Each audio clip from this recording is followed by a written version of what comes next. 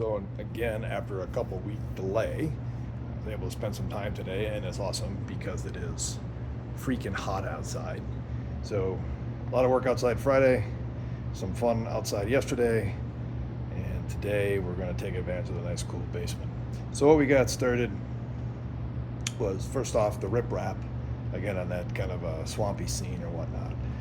The glue is not holding. It's a 50-50 mix of water and glue, and it doesn't appear to be holding all that well. But the rock is stacking up nicely as I place it in, so that's a good sign. When it's all done, I'll be doing a wash to kind of darken that stone a little bit. It's a little bit too light for me. Obviously, some other blending. The next thing I'm pretty happy with is kind of the rock wall, rock fall, maybe you want to call it that. I had a couple extra pieces of that rock left. I put the wash on it today, and by the end of the afternoon it was ready to place in here. So this will be a setting for a bridge crossing, and then work its way up on the ridge. And I'm kind of thinking about some fir trees up on the top. Might be something that would grow in kind of a rocky ledge or ridge, if you will.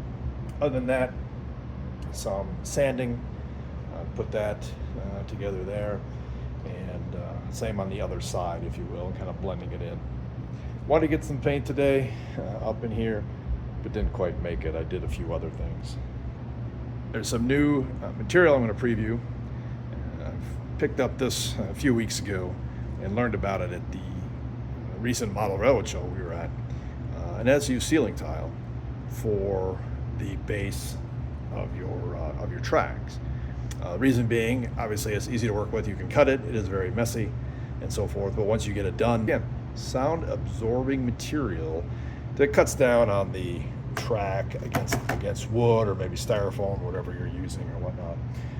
So after some prep and getting it prepared to look like somewhat like a track bed, I used my first two pieces to make a dual track bed on here. Not too fussy. I just put a light coat of paint, brown underneath, just to